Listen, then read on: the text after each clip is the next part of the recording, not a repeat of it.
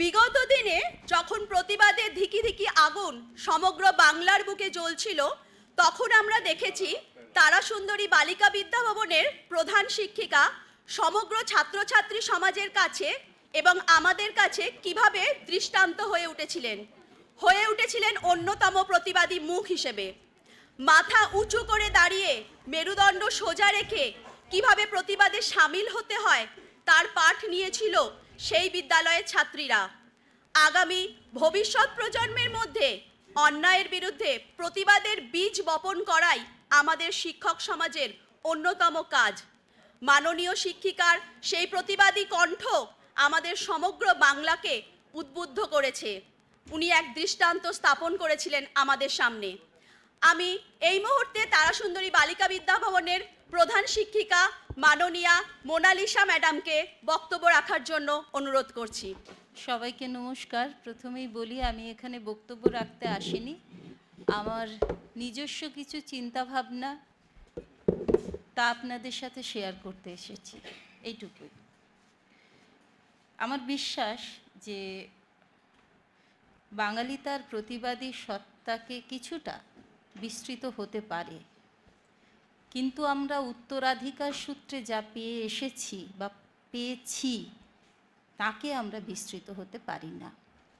সেই কারণেই 9ই অগস্টের এই ঘটনার পরে আপামর বাঙালি, আমি সেখানে কোনো বিভেদ দেখি না, নারী পুরুষ দেখি না, হিন্দু মুসলমান খ্রিস্টান দেখি না, ধনী দরিদ্র দেখি না, কিন্তু তারা বেরিয়ে এসেছিলেন, বেরিয়ে পড়েছিলেন। এটা ঘটনা, এটা সত্য। এখন প্রশ্ন হলো যে আমরা তো বেরোলাম, কিন্তু বেরোনোর পর কি হলো? এখনো পর্যন্ত অনেক কিছু পাইনি, প্রায় কিছুই পাইনি। আবার যেটুকু পেয়েছি সেটুকুও কিন্তু খুব কম নয়। কারণ আমার পূর্ববর্তী বক্তা যারা বলেছিলেন তাদের থেকে আমি কিছুটা বয়সে নবীন বটে, কিন্তু আমি আমার সময়ে আমি আমাদের পূর্ববর্তী রাষ্ট্রশক্তিকে দেখেছি, অন্তত তাদের শেষের সময়টা দেখেছি। সেটাও যে খুব কুসুমাস্তীর্ণ ছিল এমনটা বলবো না, কিন্তু দেখেছি সেখানে একটা শিক্ষিত সমাজের নিয়ন্ত্রণ ছিল, যেটা অনেক সময় ওই যে আমরা বলি না যে মাথার ওপর দিয়ে জল বয়ে যাচ্ছে, সেরকমটা হয়তো হতে দেয়নি। কিন্তু এই সময়ে প্রায় মধ্যবয়সে এসে দেখতে পাচ্ছি যে এখন নিয়ন্ত্রণটা চলে গেছে মাফিয়াবাজ প্রাতিষ্ঠানিক দুর্বৃত্তদের হাতে, যার ফলে আমাদের বেরিয়ে পড়তে হলো।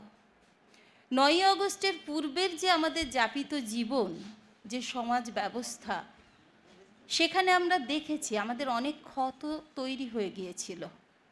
আমরা দেখেছি সাদা খাতা জমা দিয়ে প্রশাসন তৈরি হচ্ছে। আমরা দেখেছি প্রকৃত শিক্ষকরা গান্ধী মূর্তির পাদদেশে অনশন করছেন, আর ছাত্র পড়াচ্ছেন কিছু নিরক্ষর দলীয় চামচা। আমরা দেখেছি আমাদের যা কিছু শোভন সুন্দর সেখানে কিন্তু নখরাঘাত পড়েছে, বীভৎসভাবে পড়েছে। তবুও আমরা এটাও দেখেছি যে এককভাবে কেউ কেউ সেখানে রাষ্ট্রশক্তির বিরুদ্ধে প্রতিবাদ করছিলেন। তার ফল আমরা দেখেছি। নরেন্দ্র দাভোলকর, তাকে প্রাতঃভ্রমণের সময় হত্যা করা হয়েছে গুজরাটে। আমরা দেখেছি গৌরী লঙ্কেশকে তার ঘরে ঢুকে গুলি মারা হয়েছে। এবং আমরা আমাদের রাজ্যেও দেখেছি, শিলাদিত্যের কথা হয়তো আপনাদের মনে আছে, সে বেচারা জিজ্ঞেস করেছিল সারের দাম কেন বাড়ছে, তো তাকে মাওবাদী হেঁকে দেওয়া হয়েছিল। এভাবে আমরা দেখেছি প্রত্যেকটা পরতে পরতে। এবং আমার মনে হয় পার্ক স্ট্রিট থেকে শুরু করে কামদুনি হয়ে আমি আরও যেতে পারি, উন্নাও যেতে পারি, হাথরস যেতে পারি।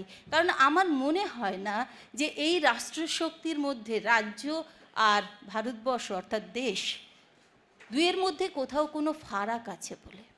নাম আলাদা, পতাকা আলাদা, হয়তো এইটুকুই তফাৎ।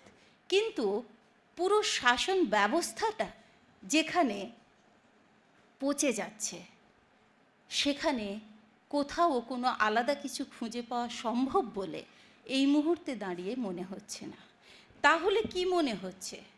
বেরিয়ে পড়াটাই আমার কাছে মনে হয়েছিল যে একমাত্র ধর্ম। তার কারণ হলো, এখন অন্তত আমরা নিজেদের কথা শুধু নয়, যে কোনো অত্যাচারিতের কথা আমরা পরস্পর চিৎকার করে বলতে পারছি, গলাটা আমরা ছাড়তে পারছি। এই গলা ছাড়ার প্রয়োজনটা ছিল, যেটা প্রায় 1 দশক ধরে আমার মনে হয় যে কোথাও না কোথাও আমরা হারিয়ে ফেলেছিলাম। আমাকে অনেকে প্রশ্ন করেন যে এই যে আন্দোলন, তা শেষ পর্যন্ত কোথায় যাবে? দেখুন, আমি এটা বিশ্বাস করি না যে একটা আন্দোলনের গভীরতা তার সাফল্য বা ব্যর্থতার উপর নির্ভর করবে। এটা আমি নিজস্ব বিশ্বাস থেকে বলছি, আপনাদের মতামত পৃথক হতেই পারে। কিন্তু আমি মনে করি যে যদি পরবর্তীকালে এই যে আমাদের একটি চাওয়া, এই চাওয়ার ভেতরে যদি আরও 1000 চাওয়া এসে সেই পালে যদি হাওয়া লাগাতে পারে, আমার মনে হয় তবেই এই আন্দোলনের সার্থকতা।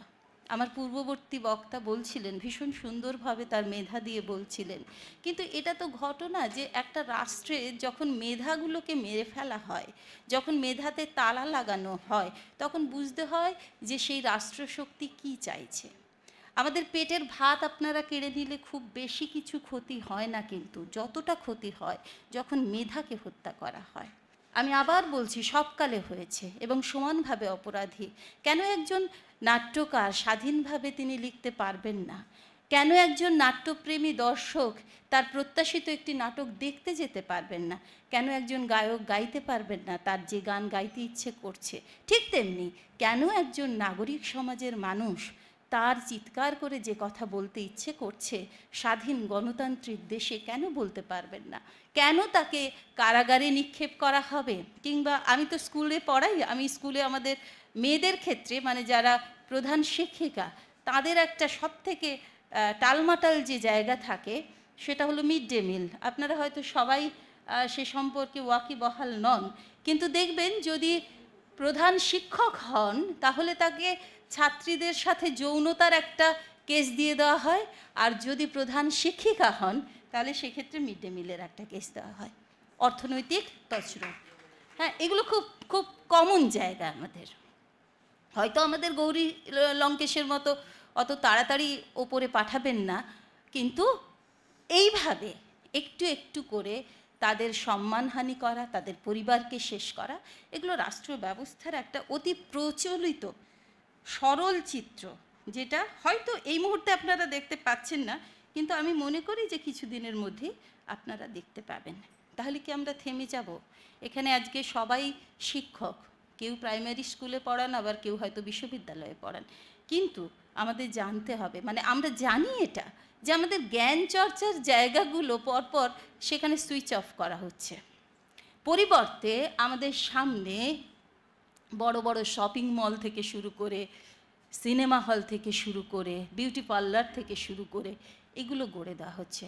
আপনারা যদি সরকারি স্কুলগুলোতে যান তাহলে দেখতে পাবেন, আমার স্কুলে আসুন আমি দেখাবো, যে পাঠ্য বইগুলো সেখানে সরকারের তরফ থেকে রীতিমতো স্ট্যাম্প মেরে পাঠানো হয়, সেগুলো অযোগ্য অযোগ্য। তার থেকে 1000 গুণমানে ভালো বই বাজারে প্রচলিত রয়েছে, কিন্তু শাসক চায় তুমি মূর্খ হয়ে থাকো, তুমি দলীয়তন্ত্রের বাইরে কোনো কথা বলতে পারবে না।